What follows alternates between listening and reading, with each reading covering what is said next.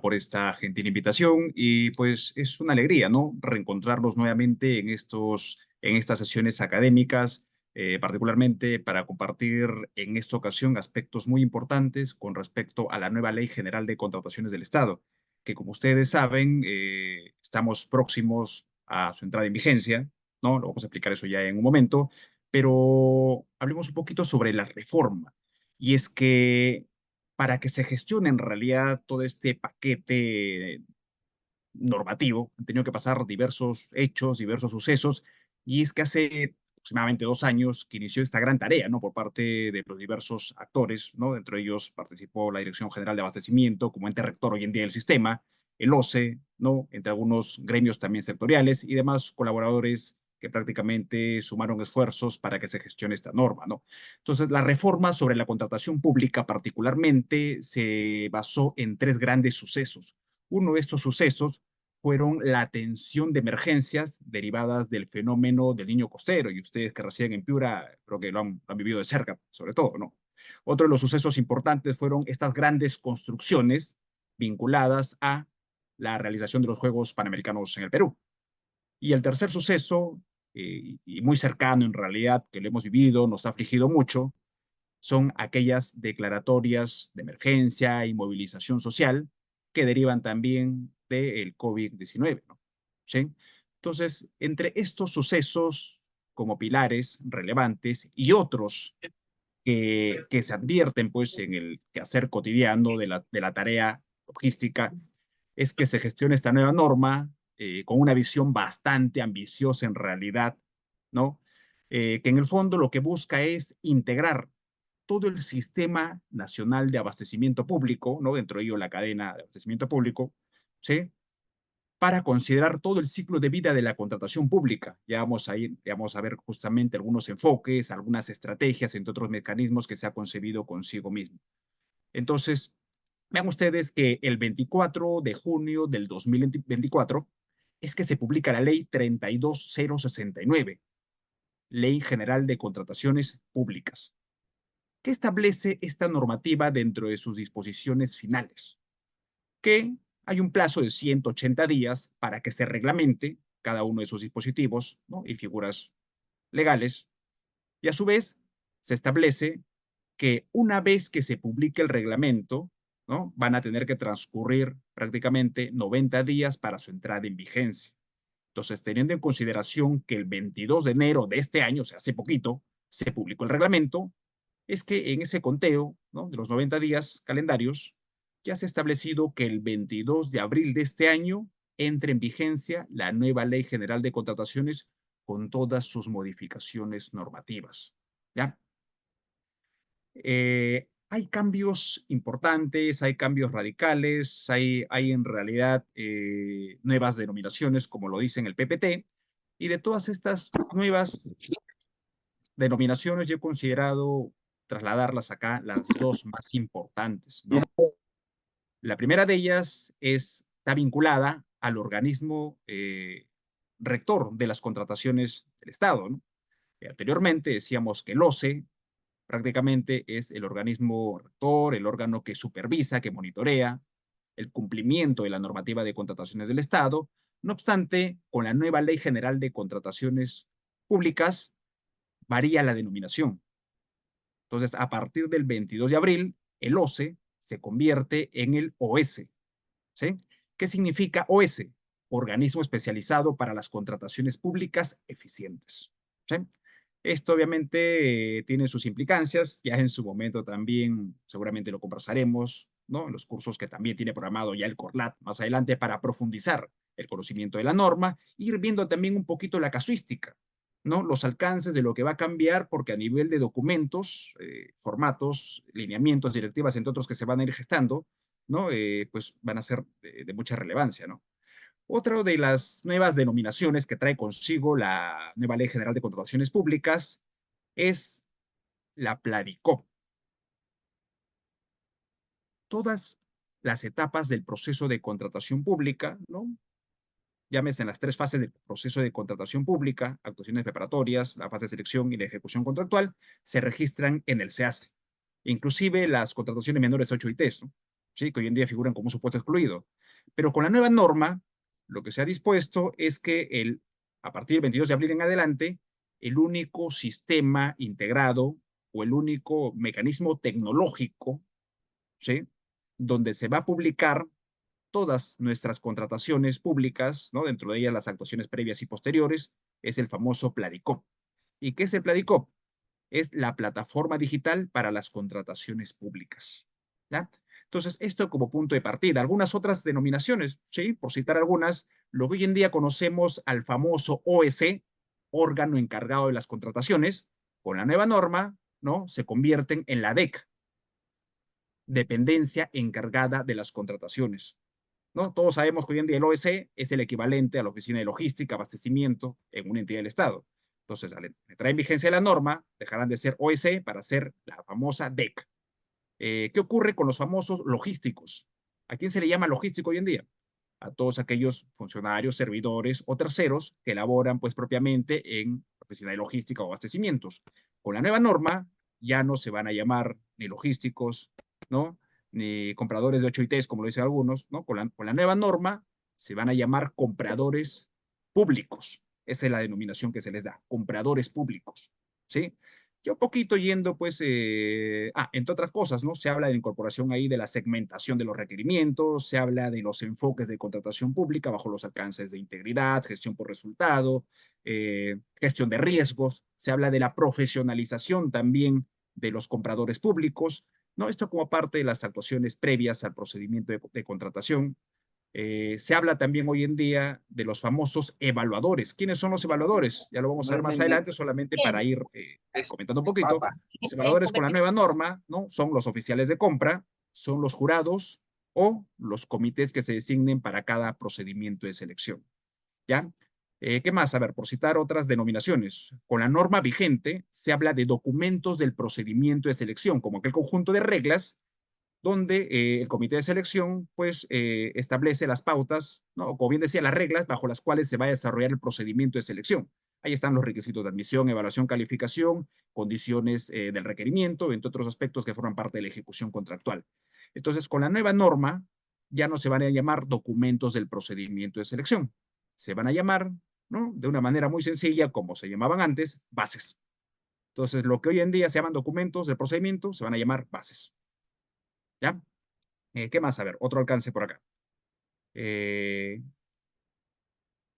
Hay varios aspectos, pero bueno, lo vamos a ir viendo, vamos adelante. Estos son algunos datos previos, ¿no? Vamos a la siguiente PPT.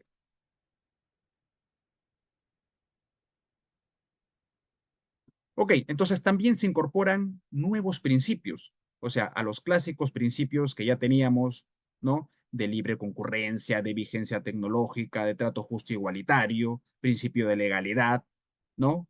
Hoy en día se incorporan, entre otros, estos 5 principios muy principales. El primero de ellos es el principio del valor por dinero, ¿sí? ¿Qué es lo que se busca a través de este principio? Básicamente, como ya lo decía la norma anterior, pero hoy en día ya recogido como un pilar, ¿no? Como un principio, ¿no?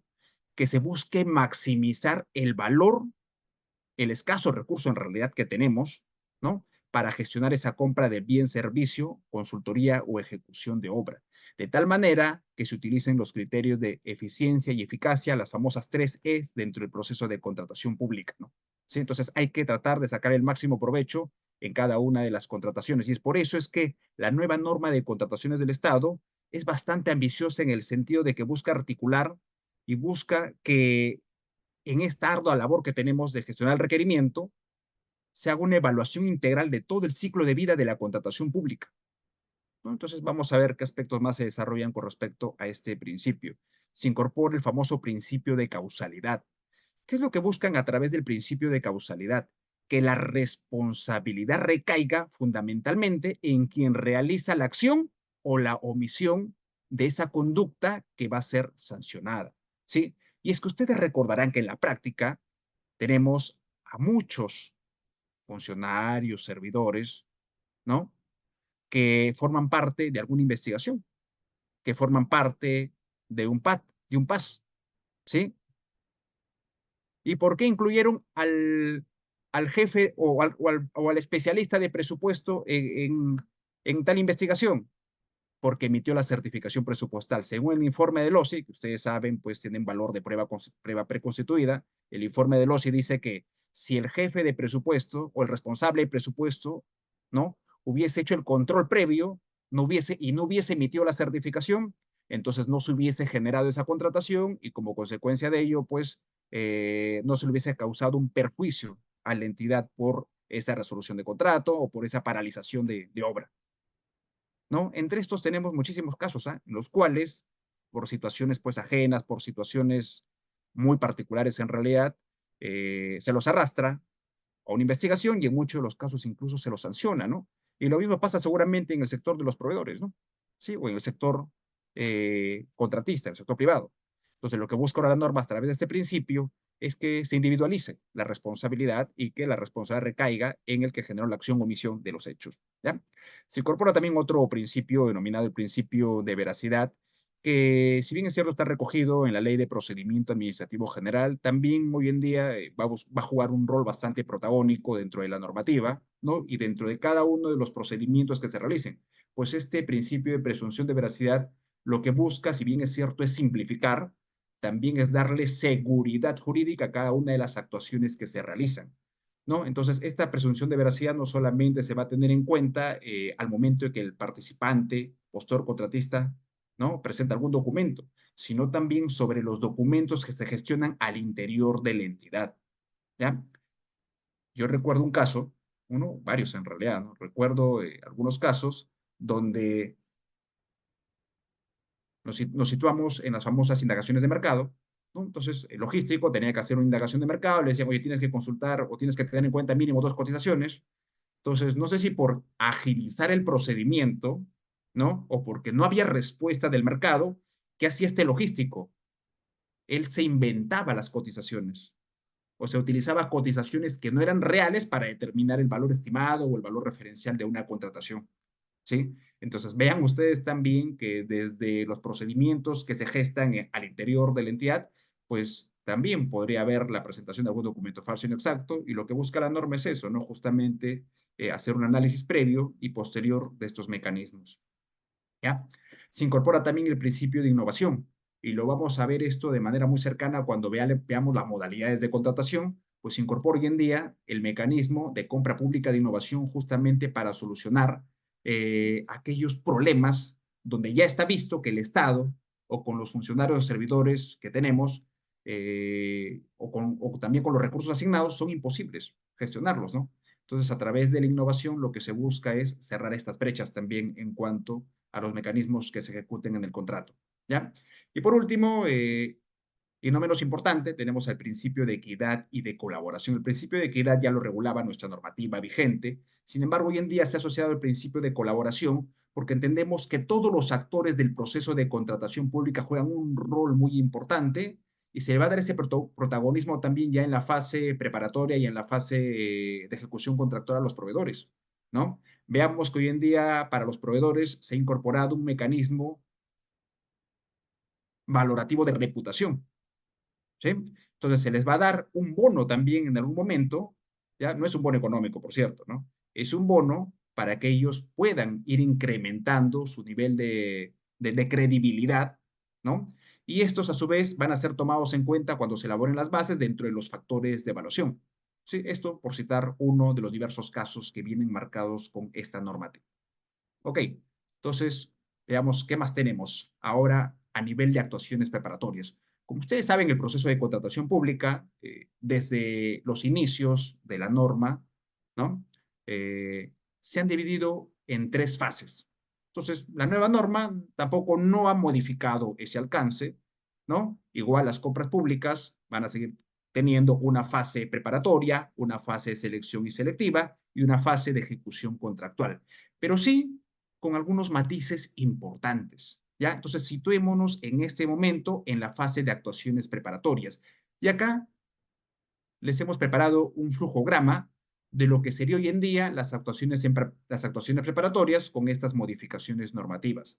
Claro, en un escenario normal, ¿no? El flujograma hubiese iniciado desde el requerimiento, ¿no? pues, del requerimiento que seguía, la indagación de mercado. Luego de la indagación de mercado se pedía la certificación presupuestaria o la previsión, se determinaba el tipo de procedimiento de selección,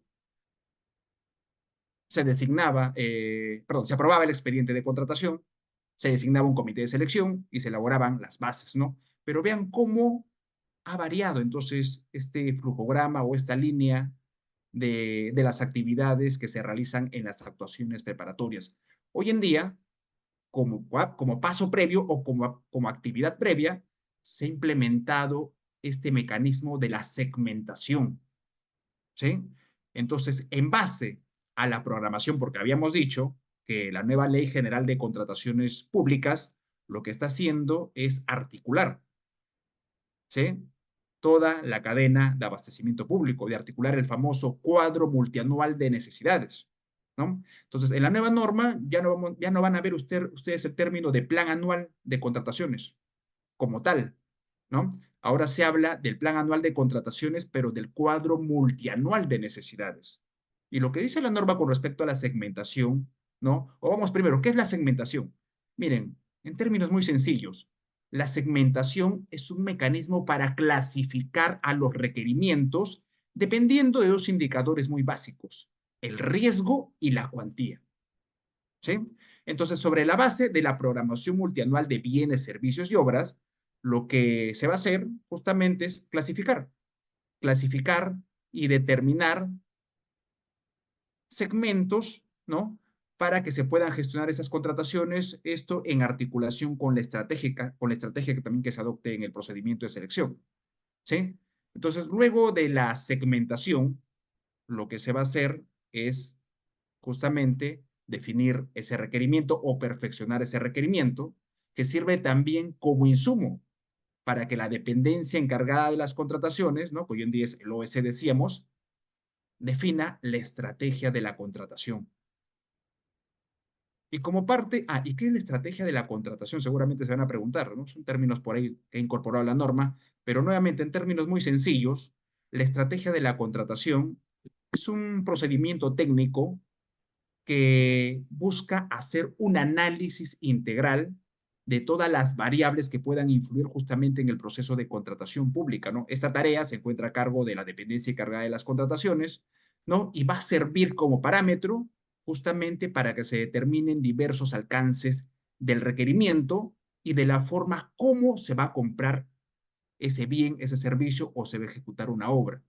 Y es que en términos no muy alejados de la realidad, si ustedes me preguntan qué es lo que busca o qué es lo que trae consigo en realidad la nueva norma de contrataciones del Estado, es implementar una estrategia de compra.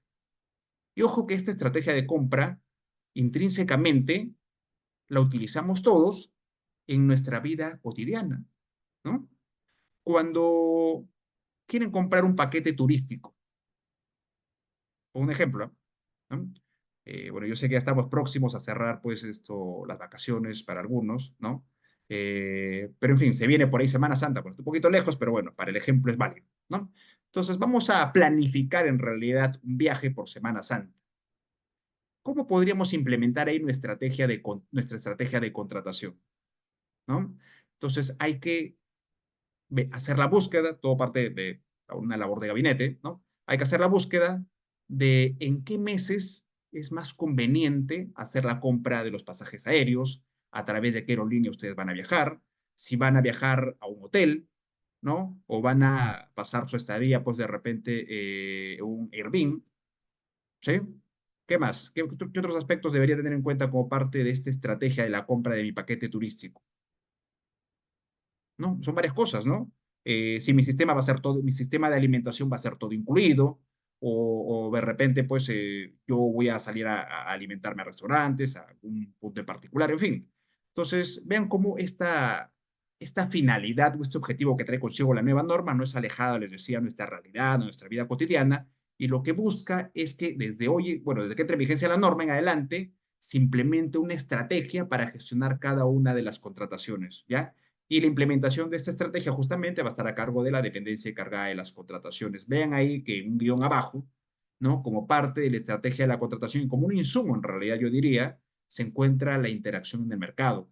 Y es que con la nueva norma, hablábamos hace un poquito de algunas nuevas denominaciones o cambio de denominaciones, con la norma que todavía está vigente, se dice de que una vez que llega el requerimiento, el órgano encargado de las contrataciones sale al mercado, ¿no? Sale al mercado a través del mecanismo de indagación de mercado, justamente, ¿no? ¿Y para qué hace la indagación de mercado? Para determinar el valor de la contratación, ¿sí? Para verificar si hay pluralidad de ofertas, para ver si se puede distribuir la buena pro, ¿no? Entre otros. Noten ahí que con la nueva norma ya no se habla directamente de una indagación de mercado, se habla de una interacción en el mercado. Entonces hay otro cambio de denominaciones, ¿no? ¿Sí? Pero esta interacción en el mercado se va a realizar de dos maneras, ¿sí? Por un lado, se va a hacer una indagación y por otro lado, se va a hacer una consulta al mercado, ¿no? Estoy yendo tratando de ser pausado porque en realidad puede resultarles un poco enredado mezclar la norma anterior con la nueva norma, pero repito, con la norma que va a entrar en vigencia, ¿no? Ya no se habla estrictamente de indagación de mercado, sino se habla de una interacción de mercado que va a ser de dos tipos, la indagación y la consulta al mercado. ¿Cuál es la diferencia entre estos dos mecanismos? Que la indagación de mercado se va a realizar, se va a realizar en gabinete y se va a utilizar información solamente sobre los históricos que tiene la entidad o sobre diversas fuentes históricas a los que se puede acceder de manera digital o virtual, ¿sí? En cambio, la consulta al mercado sí va a generar propiamente, ¿no?, que los compradores públicos interactúen con los proveedores, ya sea a través de las famosas solicitudes de cotizaciones, estructuras de costos. Es más, la norma ya te permite que como parte de esta consulta al mercado puedas generar reuniones, conferencias u otro tipo de actividades que impliquen pues una coordinación directa con el proveedor. Claro, esto siempre y cuando respetes, ¿no?, el principio de transparencia y probidad, entre otros, que puedan gestionarse para que no se tergiverse o se pueda llegar a un malentendido, ¿no? ¿Ya? Entonces tengan en cuenta ahí justamente estos alcances que hay que tener en cuenta en esa fase. Entonces, como parte y resultado de esta segmentación y de la determinación de la estrategia de la contratación, la norma dice que se puede asignar los evaluadores. Ya lo vamos a ver en la siguiente lámina en qué consiste esto, ¿ya? Pero noten ustedes que a la clásica estructura que ya tenemos, ¿no? Entonces se agregó la segmentación de mercado, se agregó la estrategia de la contratación para que como producto final se solicite la aprobación del expediente de contratación, ¿ya? ¿Quién va a aprobar con la norma el expediente de contratación? Esta aprobación hoy en día se va a encontrar a cargo del AGA. ¿Quién es el AGA? La Autoridad de Gestión Administrativa. En el caso de los ministerios, por ejemplo, el AGA va a ser lo que equivale a una Secretaría General. En el caso de los gobiernos regionales, será el equivalente a una gerencia regional. En el caso de las municipalidades, lo que vendría a ser una gerencia municipal, ¿no? Y entre otras entidades, ¿no? Ya hay que verificar también en sus instrumentos de gestión, pero ahí tenemos algunos ejemplos para clarificar esos aspectos. No obstante, esta facultad puede ser delegable, ¿no? Ya veremos más adelante cómo también se aterrizan esos aspectos, pero hasta ahí tenemos este nivel y alcance, ¿no? Hoy en día, ¿quién aprueba el expediente de contratación? Bueno, la norma dice, por regla general, el titular de la entidad, ¿no? Salvo delegación. Con la nueva norma, la aprobación del expediente va a estar a cargo del AGA, ¿ya? Entonces, si ya contamos con el expediente de contratación, ¿qué es lo que sigue? Justamente la designación de los evaluadores del procedimiento de selección y estos van a tener como tarea justamente la elaboración de las bases. Ya les había comentado hace un momento, ¿no?, que los evaluadores pueden ser de tres tipos. El oficial de compra, que son los clásicos logísticos o como le denomina la norma, los compradores públicos. Por otro lado tenemos los jurados. ¿Y quiénes son los jurados? Bueno, vean ustedes, ¿no?, que los jurados pueden ser 3 o 5 expertos con conocimiento, ¿no?, y experiencia en la contratación. Y desde ya la norma estableció cierto perfil para ellos, ¿no? Entonces, para que designen a jurados, estos van a tener, o deberían tener, ¿no?, 8 años de experiencia en general y 5 años de experiencia en especialidad. Me preguntaban por ahí, ¿y qué pasa con los comités de selección? Bueno, también se puede designar un comité de selección, que en estos casos va a estar integrado por un oficial de compra, o sea, un comprador público, y aparte de ellos va a estar integrado por un experto. En estos casos, la estrategia de la contratación va a tener que definir cuál es el perfil ¿no? Dame esa experiencia y conocimiento técnico para la designación de estos integrantes en el procedimiento de selección. Aprovechando este PPT, me preguntaban, ¿no? Con ocasión a la profesionalización de los compradores públicos, ¿qué pasa con la certificación? Me decían. Un poquito por ahí para darles algunos datos. Y es que la nueva norma ha establecido que hoy en día, para que un funcionario, un servidor o un locador labore en la dependencia encargada de las contrataciones, tiene que tener como mínimo título profesional de técnico o bachiller universitario. O sea que hoy en día, en realidad, cualquiera ya no puede trabajar en la dependencia encargada de las contrataciones, ¿no? Vean ustedes, ¿no? ¿Sí? ¿Qué pasará, me dicen, en aquellas municipalidades alejadas donde no hay ni técnicos, no hay personas que han terminado probablemente la secundaria, pero pese a eso, laboran pues en los órganos encargados de las contrataciones, ¿no? Vamos a ver cómo se maneja también eso. O si hay por ahí, me decían, ¿no? Alguna modificación o precisión, pero a nivel de norma está así, ¿no? La nueva norma para laborar en la dependencia encargada de las contrataciones hay que cumplir ese perfil. Y asimismo hay que estar certificado, ¿no? En el nivel básico, intermedio o avanzado, como todavía lo tenemos. La dependencia es que cuando los designen como evaluadores, ahí sí obligatoriamente tienen que tener certificación mínima intermedia. En el caso de los jurados, ¿no? Avanzada. ¿Ya? Entonces vamos viendo también estos aspectos. Ah, ¿y qué pasa? Me dicen con el jefe del órgano encargado de las contrataciones. Con la norma que está vigente, no hay una exigencia, ¿no? Lo único que te pide la norma es estar certificado. Pero vean ustedes que con la nueva norma, el jefe o el responsable de la DEC va a tener que tener certificación nivel avanzada. No se asusten, esta disposición, por lo menos todavía se va a ampliar en 120 días según lo que establece el reglamento, ¿no? O sea que no va a entrar en vigencia de manera inmediata, ¿no? ¿Sí? Así que tranquilos, vayan preparándose, ¿no? Y aprovechen por lo menos todavía ahora las certificaciones bajo el procedimiento regular, ¿ya? Seguimos.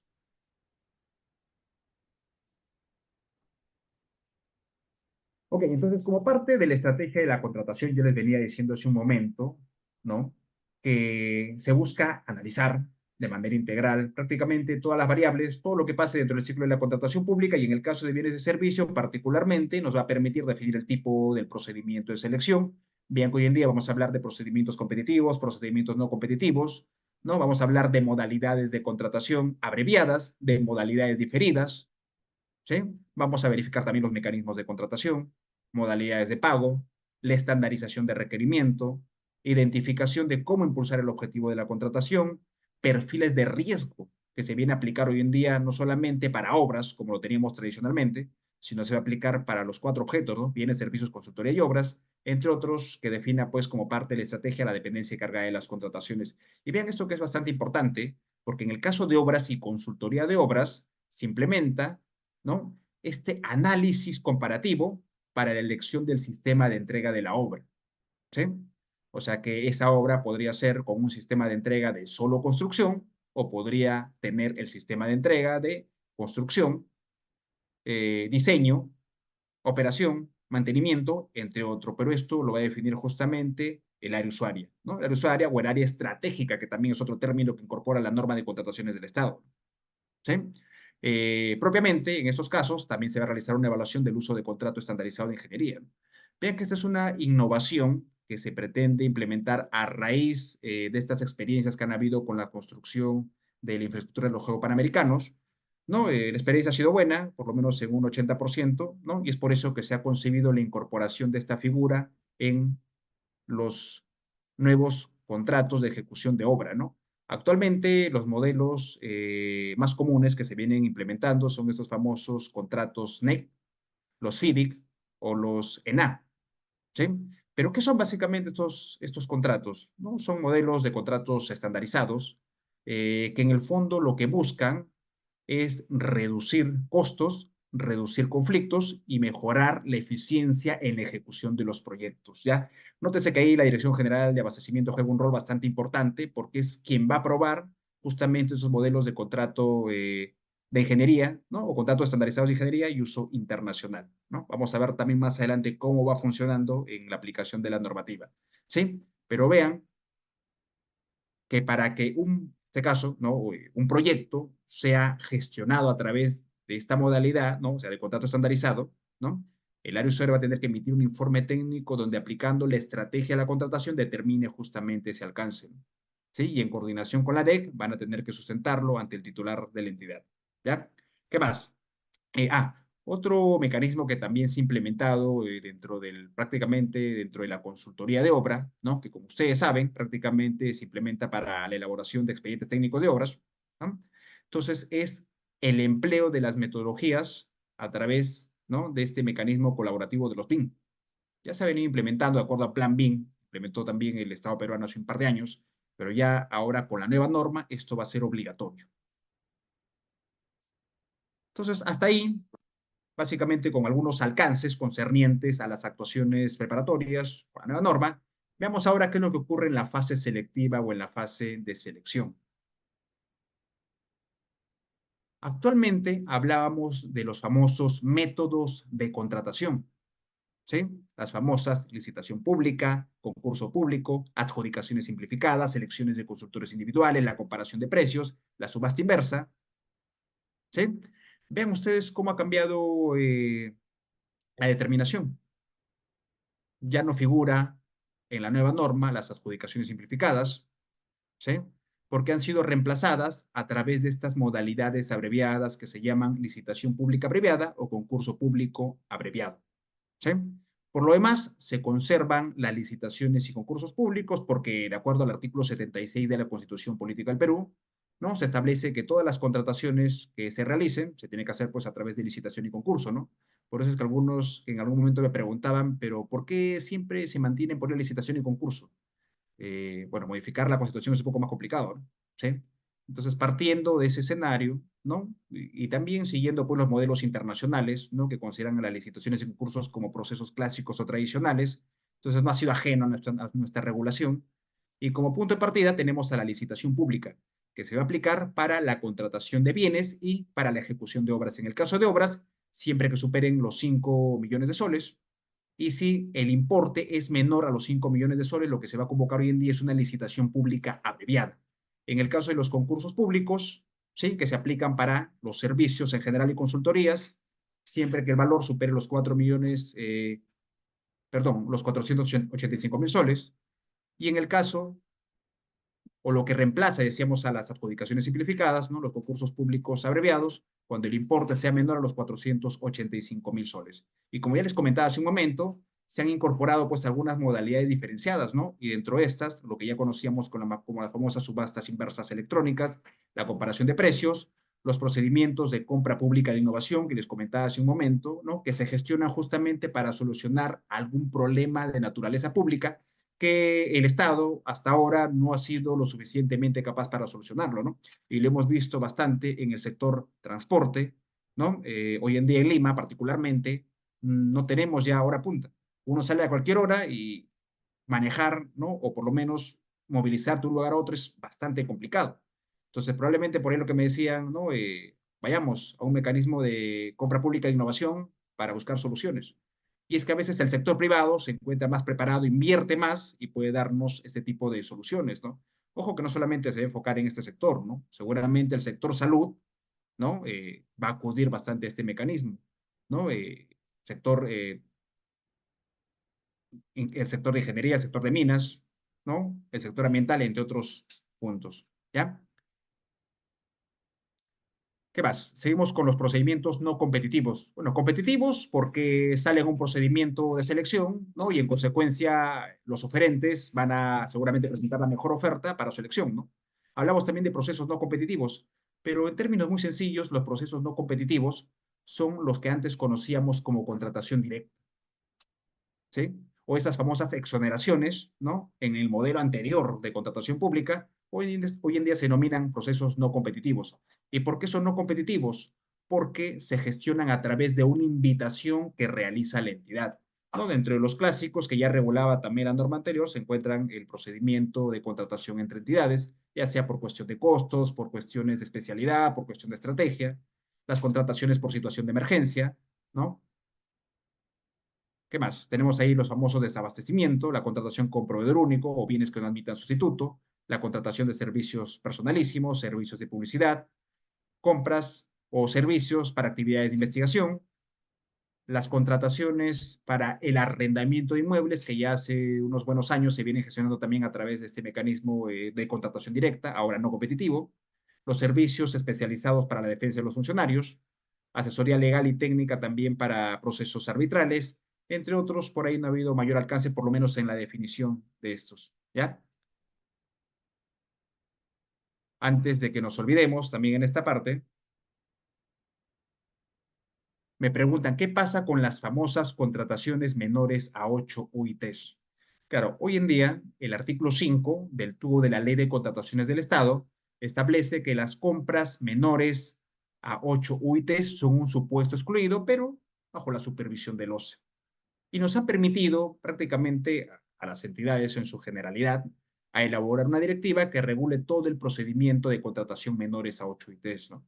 Entonces, esto a partir del 22 de abril va a tener que cambiar, ¿no? Se va a modificar, porque lo que establece ahora la norma es que las compras o contrataciones menores o iguales a 8 ITs se encuentran dentro de la regulación, se encuentran dentro del ámbito de aplicación de la normativa de contrataciones del Estado, ¿ya?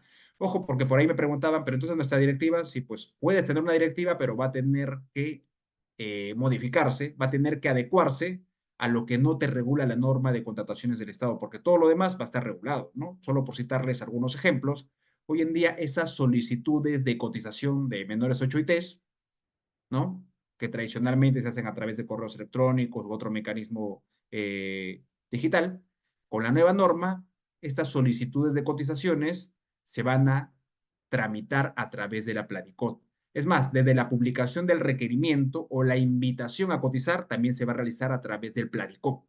Entonces, los proveedores también ingresarán al Planicot para responder a esta solicitud de cotizaciones. Y me preguntaban también hace poco, ¿no? Que prácticamente ahora en esas menores 8 ITs, ¿no? Para contratar locadores va a haber mayor competencia y pues la respuesta es, eso es lo que busca en realidad este mecanismo, ¿no? ¿Sí? Busca no solamente que veas a una de las opciones que de repente ya has identificado, sino que el mercado, ¿no? Bajo este mecanismo de competitividad, ¿no? Prevea la posibilidad de que recibas más de una oferta, que en términos de repente de costos, en términos de capacidad técnica profesional, puede resultar más ventajoso para la entidad, ¿no? ¿Sí? Entonces hay que tener en cuenta también ese aspecto, ¿sí? Después, las órdenes de compra, las órdenes de servicio también se van a publicar a través del Planicot. Entonces, todo prácticamente se está articulando en el marco de la norma. La aplicación de penalidades, también a menores 8 ITs, cuestiones vinculadas a las ampliaciones de plazo, resoluciones de contrato, nulidad, entre otros, también te vas a sujetar a lo que establece la norma de contrataciones del Estado, entre otros aspectos, ¿ya? Ok, entonces hasta ahí, en resumen, lo que concierne prácticamente a toda la fase selectiva, después del desarrollo de las etapas, tiene por ahí ciertas connotaciones, ¿no? Pero ya lo vamos a ver también en su momento. Y pasamos a la tercera fase del proceso de contratación pública llamada la fase de ejecución contractual, ¿sí? Hoy en día se establece que una vez que la buena pro queda consentida y administrativamente firme, lo que sigue es que las partes, ¿no? Por un lado la entidad, por otro lado el contratista, perfeccionen el contrato. Y ese contrato, pues, se puede perfeccionar siguiendo el modelo estándar que está establecido en las bases integradas, respetando algunas cláusulas obligatorias y algunos requisitos que están previstos en la norma y que están previstos en las bases. Dentro de esos requisitos, uno de los más importantes mecanismos que nos permite justamente asegurar la ejecución del contrato, encontramos a las garantías, ¿sí? Tenemos en la norma la exigencia de presentar la famosa garantía de fiel cumplimiento, ¿no? La garantía por prestaciones accesorias y la garantía por adelantos. Esto no ha cambiado en la nueva norma. Sin embargo, lo que se ha incorporado son los mecanismos para que se puedan presentar como garantías. Y se incorpora ahí la figura del fideicomiso, que actualmente se viene incorporando justamente para los contratos de obras cuando hay desembolsos por adelanto directo, por adelanto de materiales, insumos y equipamiento, ¿no? Con la nueva norma, el fideicomiso no solamente lo vamos a utilizar para el caso de obras, sino que se pueden aplicar para el caso de bienes, servicios, consultorías y bueno, igual queda para obras, ¿no? Entonces, este fideicomiso, repito, no solamente aplica para la entrega de adelantos, sino que también se puede constituir el fideicomiso para respaldar la garantía de fiel cumplimiento del contrato, ¿ya? Luego tenemos a la carta fianza financiera. Esta carta fianza financiera con la nueva norma también va a poder respaldar dos cosas, ¿no? Garantía de fiel cumplimiento y garantía por adelantos. Tenemos al contrato de seguros como otro de los mecanismos que varía ligeramente en cuanto a su aplicación, porque se va a aplicar solamente para respaldar la garantía de fiel cumplimiento y garantía de fiel cumplimiento por las prestaciones accesorias, ¿sí? Y lo mismo pasa con la figura de la retención, ¿no? Actualmente ustedes han visto que en aquellos procedimientos de selección, ¿no? Entonces, los proveedores pueden pedir una retención como garantía de fiel cumplimiento del contrato. ¿Qué es lo que busca con la nueva norma? No solamente que eso te sirva para garantizar, o esta retención no solamente te sirva para garantizar el fiel cumplimiento del contrato, sino que a su vez puedes pedir una retención por la garantía de fiel cumplimiento por prestaciones accesorias. ¿Ya? Esos son datos ahí que hay que tenerlos en cuenta y que sobre todo son de mayor relevancia también para los contratistas y en la fase de ejecución del contrato. Veamos ahora qué pasa con la figura de los adicionales y reducciones. En el caso de bienes y servicios, el porcentaje se mantiene, ¿no? Siempre que sea indispensable, dice la norma, para viabilizar la ejecución del contrato, se pueden requerir adicionales y estos se conservan ahí en un 25% del monto del contrato original. En cambio, en el caso de obras, para el sistema de entrega de solo construcción hay algunas variaciones. Vean ustedes, ¿no? La figura que tenemos ahora es con aprobación de la entidad hasta el 15%, el 50% con aprobación de la Contraloría. Sin embargo, con la nueva norma tenemos esta siguiente estructura, ¿no? ¿Sí? Hasta el 15%, quien va a aprobar las prestaciones adicionales de obras va a ser la AGA, ¿no? Decíamos que la AGA es la autoridad de gestión administrativa de la entidad. Pero si el monto de la ejecución supera este 15% y hasta un 30%, es otra modificación, ¿no? Lo va a poder hacer el titular de la entidad y esta facultad no es delegable, por cierto. ¿Sí? Y en el caso que estas prestaciones adicionales superen el 30%, ¿no? Igual se conserva hasta un 50%, vamos a tener que requerir la autorización previa de la Contraloría General de la República. ¿Ya? Entonces, vean que nos dan cierto holgura en realidad para la ejecución de los contratos, ¿no? Vamos a ver cómo se viene manejando y si es que no se hace también un uso inadecuado justamente de estas figuras como lo hemos visto en otros parámetros. ¿Ya? ¿Qué más? Tenemos ahí también el mecanismo de solución de controversias, donde se ha profundizado justamente la implementación y el uso de la Junta de Prevención y Resolución de Disputas. Actualmente hablamos de la JRD, ¿no? Ahora por ahí ha habido cierta variación en la denominación, Junta de Prevención y Resolución de Disputas, pero lo que causa mayor relevancia es que esta famosa Junta de Prevención y Resolución de Disputas no solamente se va a aplicar para la ejecución de obras de gran envergadura, como lo concibe la actual norma, ¿no? Sino que incluso vas a poder aplicar la famosa JRD para el caso de contrataciones de bienes, servicios, ¿no? Y obras. ¿Ya? Su obligación, 20 millones para arriba, ¿no? En el caso de bienes, 10 millones, y hasta 5 millones de manera facultativa. Menor a 5 millones no hay obligación. Luego de eso tenemos también lo que ya conocíamos actualmente con los mecanismos de solución de controversias, como son el arbitraje, ¿no? A través del arbitraje ad hoc, el famoso arbitraje institucional, árbitro 1 o el famoso tribunal, conservamos la figura de la conciliación y lo que incorpora la norma dentro de estos mecanismos de solución de controversia, ¿no? Nos deja una cláusula abierta, nos dice todos aquellos mecanismos que están previstos en los contratos estandarizados. Y como ustedes recordarán, regresando un poquito a la fase de actuaciones preparatorias, decíamos que con la nueva norma, el área usuaria una vez que elabora el requerimiento, una vez que define su expediente técnico de obra, elabora el informe técnico y va a poder sustentar, dependiendo de la complejidad, dependiendo de la cuantía, dependiendo de la especialidad, dependiendo del equipamiento, dependiendo en realidad de diversas variables, ¿no? Entonces va a poder solicitar en realidad que ese proyecto no salga a una licitación pública convencional, sino que se gestione justamente a través de estos contratos estándar, ¿no? O contratos de ingeniería internacional. Entonces, vamos a ver eso también cómo en la práctica se viene implementando, ¿ya? Bien, entonces, por mi parte, básicamente estos son los alcances más importantes que el día de hoy les hemos querido presentar.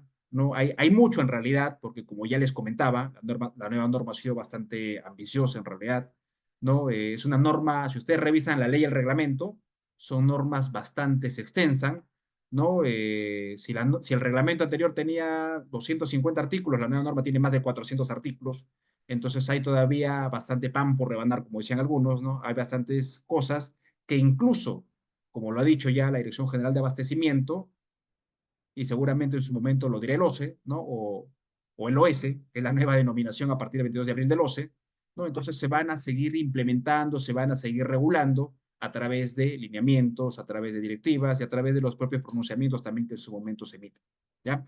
Entonces, por mi parte eso es todo. Agradezco la invitación y no sé si de acuerdo a nuestra moderadora va a haber alguna ronda de preguntas o bueno, quedo igual a su atención. Gracias.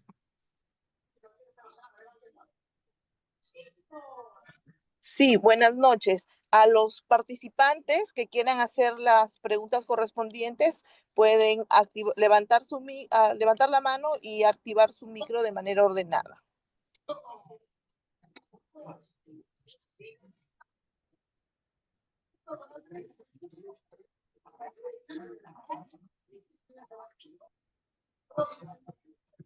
Giovanna, ¿puedes aperturar tu audio? Buenas noches. Una consulta acerca de la contratación complementaria. ¿Este se lleva a cabo a partir del contrato mismo o puede ser con una eficacia anticipada?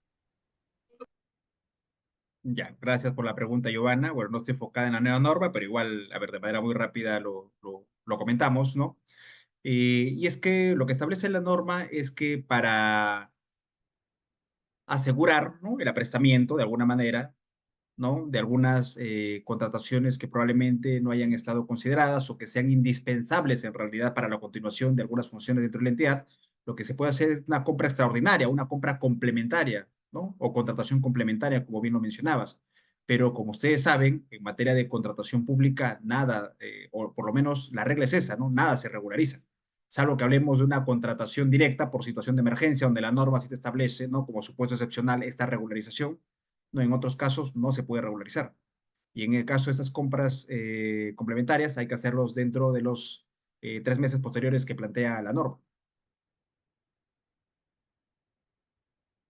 Está bien, muchas gracias. Muy bien. ¿Alguien más que quiera hacer alguna pregunta?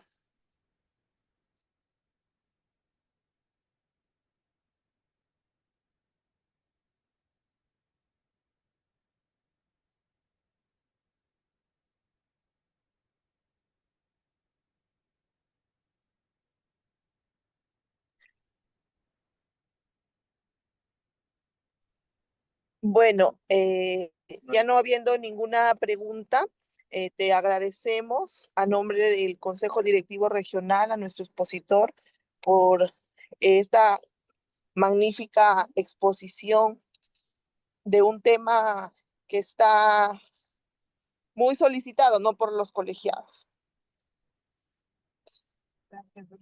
Gracias por todo, gracias Bruno, gracias a nuestros participantes. El día de mañana los esperamos en nuestra Una consulta, tercera sesión. A ver, una consulta. Brando. Hola, Sí, adelante. pregunta, si al 22 de abril ingresa de vigencia la nueva ley y los que tienen la certificación de básica podrían integrar al comité después en abril adelante. Ya, gracias por la pregunta. Sí, básicamente, como yo les comentaba, ¿no? Para que sean evaluadores en los procedimientos de selección que se van a gestionar a través de la nueva normativa de contrataciones del Estado, ¿no? En el caso que sean prácticamente expertos o que sean jurados, como bien lo dice la norma, ¿no? El artículo 16 del reglamento, la certificación mínima va a ser de nivel intermedio o avanzado, salvo que sean designados como oficial de compra, donde bien decíamos que el oficial de compra es el comprador público, ¿no? Y los compradores públicos pueden tener el nivel básico, intermedio o avanzado. Pero repito, si van a integrar el comité de selección como jurados o como expertos, entonces ahí sí el nivel de certificación como mínimo tiene que ser intermedio. Pero vamos a ver, de repente más adelante, porque estos cambios, si bien es cierto, toman su tiempo, el procedimiento de certificación toma también su espacio, ¿no? La acreditación y todo. Entonces, probablemente, como bien lo dice la norma, ¿no? A través del OCE, a través de la DGA, pueda ampliarse los plazos, ¿no? Y es más, ya lo dice dentro de las disposiciones complementarias, que va a haber 120 días también, ¿no? Para que se gestione ya el nuevo modelo de certificación y de repente a nivel de eso también hay algunos lineamientos específicos. Cuando hablan de los 120 días, ¿es después de abril, del 22 de abril, o ya corren este tiempo? Después de la entrada en vigencia de la nueva norma. Bien, muchas gracias. Gracias también, Manuel.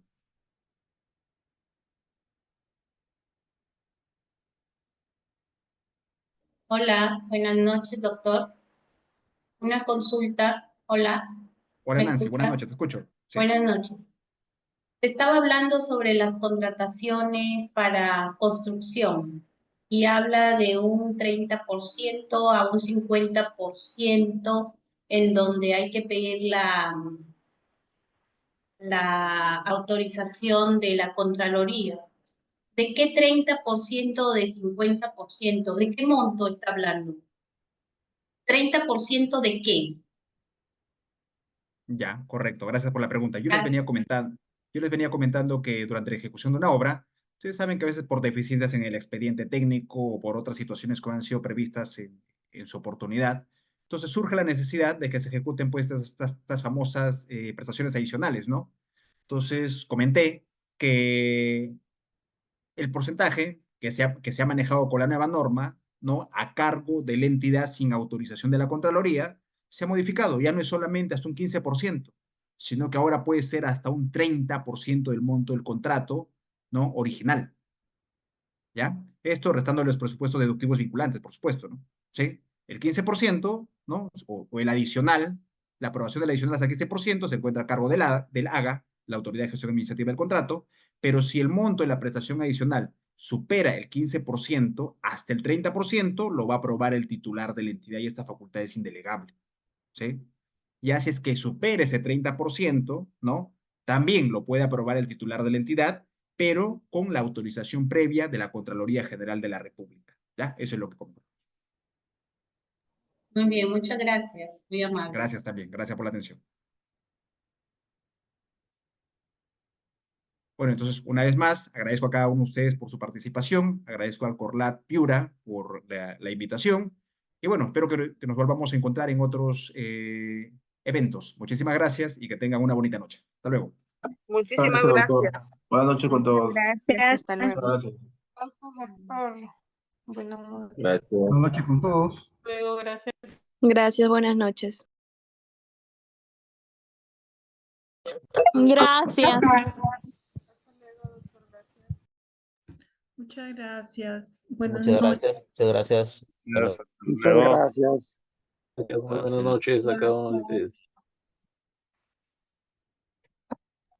Muchas gracias. Muchas gracias. Buenas noches. Gracias, doctor. Muchas gracias. Muchas Buenas gracias. noches con todos. Excelente ponencia.